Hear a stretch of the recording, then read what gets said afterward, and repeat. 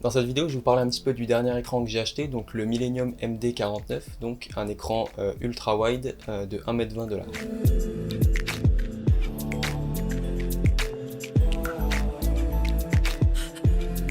Donc on va commencer un petit peu avec les specs du produit. Donc écran ultra wide, donc comme je le disais, incurvé, 1,20 m de large. Une dalle en Full HD, donc 3840 de large par 1080 de hauteur, 144 Hz et 4 millisecondes de temps de réponse avec une dalle QLED. Vous le voyez derrière moi, il est monté sur un support écran, donc il est compatible VESA 75. Au niveau de la connectique, on a un HDMI 2.0, un HDMI 1.4 et un DisplayPort, donc, qui sera bien sûr à utiliser pour les meilleurs refresh rate et résolution. Une question qu'on se pose pas mal quand on veut acheter un écran comme ça, c'est donc est-ce que ça va rentrer sur mon bureau littéralement, parce que donc c'est massif et le fait qu'il soit incurvé, ça prend beaucoup de profondeur sur le bureau. Donc pour vous donner un petit peu plus de détails, là tel que mon écran est monté, donc avec le support, le pied pour écran à 30 € sur Amazon, il y a 15 cm d'espace au milieu de l'écran entre mon mur et l'écran, et sur les côtés, vu qu'il est incurvé, il y a 25 cm d'espace, donc 10 cm de plus sur les côtés, donc faut prévoir.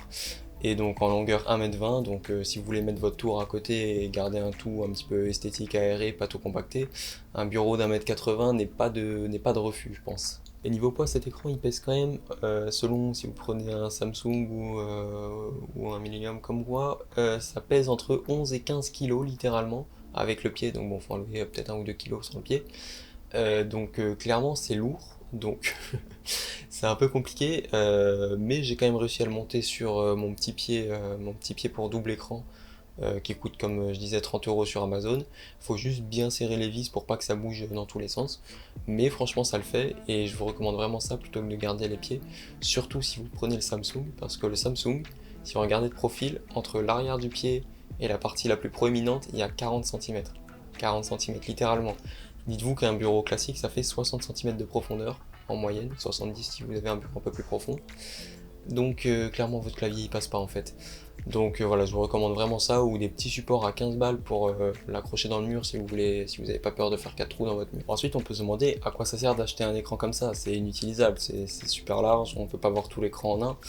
Oui, parce qu'en fait c'est un seul écran, mais qui fait littéralement l'équivalent de 2 fois 27 pouces Full HD. Donc c'est comme si vous aviez juste un dual screen, mais sans la bordure du milieu, et un petit peu plus stylé et moins genre gaming, mais un petit peu plus soft, quoi, un petit peu plus sobre. Mais du coup, si j'ai acheté un écran comme ça, c'est pas du tout pour l'utiliser du coup en tant qu'un écran, mais bien en tant que, pas vraiment deux écrans, mais plutôt trois, j'ai envie de dire. Moi, je l'utilise avec une fenêtre principale au milieu de l'écran en 16/9, et sur les côtés, j'ai le reste, donc 2 fois 8/9, c'est un peu bizarre comme format, mais voilà. C'est plutôt adapté finalement pour mettre un Discord et un Spotify sur les côtés, par exemple. Enfin, du moins, c'est comme ça que moi je l'utilise. Et c'est franchement pratique parce que avant, avec mon dual screen, j'avais que mon Discord à gauche et j'avais pas mon Spotify, alors que du coup maintenant je peux avoir les deux simultanément, plus une fenêtre en 16/9 au milieu. Du coup quand je joue, je suis en 16/9, quand je regarde des vidéos, je regarde mes vidéos en 16/9, ce qui fait que je suis repassé sur un format normal, parce que si vous regardez un petit peu mes vidéos, vous savez que j'aime beaucoup le format 21/9, sauf que du coup, vous avez probablement des bandes noires quand vous regardez mes vidéos, parce que moi je les ai filmées en 21/9, mais vous le regardez en 16/9. Et même si l'export est bien fait, que c'est pas des fausses bandes noires, vous, c'est obligé de compresser la vidéo pour que ça rentre dans votre écran, donc vous avez fatalement des bandes noires. Un petit peu comme quand vous regardez un film. Et du coup, moi, en tant que créateur, si je puis dire, ça me permet de repasser sur un format normal, et donc du coup de maximiser les compatibilités avec les écrans et éviter que vous ayez des bandes noires, et donc la vidéo, que ce soit plus agréable pour vous à regarder. Par exemple, maintenant, je me suis mis un petit peu au stream de temps en temps, je stream des gameplays, c'est pas grand chose, mais bon voilà, ça m'amuse. Et donc cet écran, je peux m'en servir avec un jeu comme je le disais au milieu. Et puis je rescinde les deux côtés qui restent, les deux bandes noires qui restent sur les côtés, je les scinde en quatre et donc ça me permet d'avoir un Discord, un Spotify, mon logiciel pour la capture de vidéo de l'Asset 3 et un retour Google Chrome du stream. Ce qui fait que donc je peux avoir 4 fenêtres plus mon jeu en full screen comme si je jouais sur un 27 pouces. Donc c'est vraiment pas mal. Alors faut juste s'habituer un petit peu à avoir des fenêtres un petit peu à gauche à droite. Ça fait un peu bizarre et même avoir la barre des tâches et tout, c'est quelque chose. J'avais perdu l'habitude puisque je jouais en full screen à l'époque.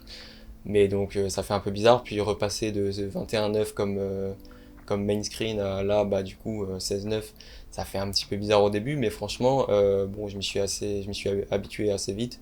Et maintenant, je trouve vraiment ça super pratique. Mais attention, pour que cet écran soit réellement utilisable, il faut absolument une application qui s'appelle PowerToys, et plus précisément la partie qui s'appelle Fancy Zone dans PowerToys. Donc c'est un logiciel fait par Microsoft, et qu'est-ce qu'il permet de faire? Il permet de prédéfinir des zones dans l'écran, comme si vous aviez littéralement, vous pouvez faire autant de zones que vous voulez, et ça va les considérer comme si c'était un écran complet. Ce qui fait que vous allez pouvoir drag and drop une fenêtre dedans et elle va s'adapter à la taille tout pile. Et vous n'avez pas besoin de vous faire chier à aller essayer de placer les fenêtres à la main et tout, c'est vraiment super pratique, c'est plutôt bien fait. Et comme c'est un logiciel Microsoft, pour le coup, c'est plutôt bien adapté à Windows pour une fois. Donc ça, ce logiciel, il est fourni de base, enfin je pense que c'est pas exactement le même, mais avec l'écran le même, mais version Samsung, il est fourni avec un logiciel qui fait à mon avis exactement la même chose, mais en sachant que ce logiciel est gratuit, je regrette pas d'avoir pris un modèle d'écran très similaire mais moins cher. Ça me permet de rebondir sur le fait que donc c'est un écran Millennium, donc Millennium comme littéralement la team d'eSport Millennium, donc vous allez me dire c'est un peu chelou, oui je suis d'accord. Et pour être très honnête avec vous, je pense que l'écran qui est derrière moi c'est un écran Acer tout simplement avec juste le logo Millennium posé dessus. Qu'est-ce qui me fait dire ça? Certains aspects du design. Et à mon avis, il y a également une chose, c'est que ce soit cet écran en version Acer Millennium ou la version un peu plus chère Samsung, à mon avis, ils ont littéralement tous les trois la même dalle, puisqu'elles ont littéralement les mêmes specs, même résolution, même luminosité, pardon, même temps de réponse, même refresh rate, enfin voilà, donc je pense que littéralement ça sert pas à grand chose d'acheter l'écran Samsung, étant donné qu'il est 100 à 200 euros plus cher que les modèles que je viens de vous citer, donc le Acer ou le Millennium. Maintenant, question du prix, donc oui, c'est sûr que ça picote un peu, je l'ai payé 750 euros, on les trouve entre 700 et 900 euros selon si vous prenez le Acer ou le Samsung, on va dire. Donc c'est pas donné, oui, je suis complètement d'accord. Après, j'ai regardé des écrans 27 pouces 144 Hz. Bon, il n'y a pas beaucoup de 27 pouces Full HD, mais les écrans 27 pouces Full HD 144 Hz coûtent plus de 200 euros pièce, voire même dans les 250.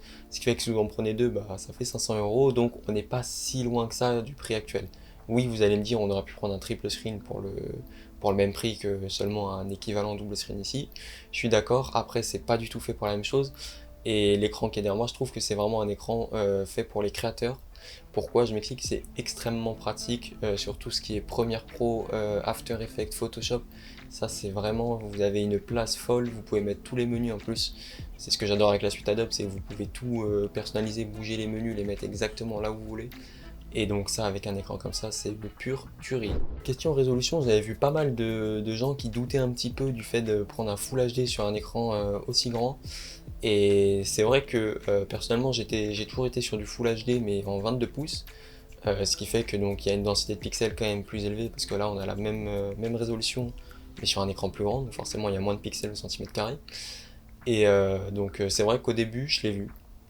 Pendant un ou deux jours, c'est vrai que ça m'a un peu tilté, on voyait un peu les pixels quand on était trop près. Après, honnêtement, quand on est à 50 centimètres, franchement, on le voit plus. Par contre, c'est clair que si vous étiez sur un écran genre en 2K ou quoi avant, ça risque de vous faire un peu bizarre de repasser sur ça. Auquel cas, je vous conseille de prendre la version Samsung qui coûte un peu plus de 1000 euros, je crois, qui est en 2K, enfin, ils appellent en 5K parce que c'est du 5000 et quelques par 1440, mais en gros, enfin, c'est l'équivalent 2K, mais en version 32 neuvième, quoi.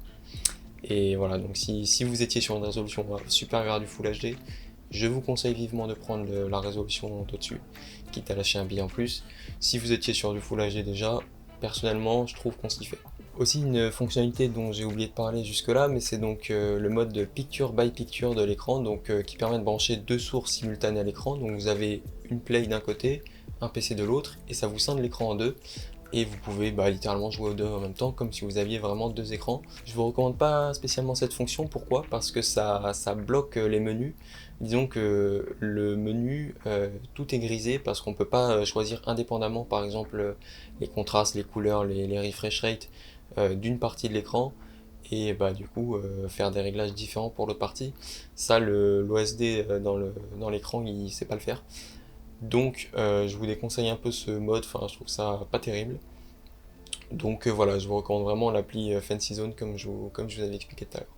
Après, depuis tout à l'heure, je vous parle de jouer en écran scindé, en fenêtré, avec plusieurs fenêtres à côté.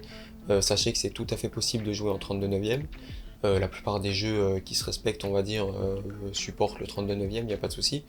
Donc là, clairement, niveau immersion, c'est sûr qu'il n'y a pas mieux, hein. Vous êtes littéralement dans une bulle, dans un cockpit. J'ai testé juste pour rire un peu sur Battlefield 1. C'est clair que on est dedans, quoi, il n'y a pas de doute. Et l'avantage par contre d'avoir une résolution que de Full HD, c'est que en jouant en full screen sur un écran comme ça, vous êtes à une résolution inférieure à un seul écran 4K.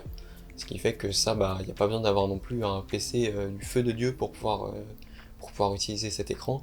Bien que si vous voulez avoir les 144 Hz, je vous recommande quand même d'avoir une carte graphique qui tienne un peu la route. Sur ce, j'espère que vous aurez apprécié cette vidéo. Si vous avez des questions, n'hésitez pas à les poser en commentaire, j'y répondrai avec joie parce que je sais que personnellement, j'avais pas mal de questions auxquelles j'avais du mal à trouver les réponses avant d'acheter cet écran. Donc voilà, n'hésitez pas à les poser. Si vous avez des remarques, des commentaires, pareil, vous avez les commentaires juste en dessous. Et voilà, n'hésitez pas à mettre un petit like si ça vous a plu. Et on se retrouve très bientôt sur ma chaîne ou sur mon Instagram. Le lien est en description. Salut!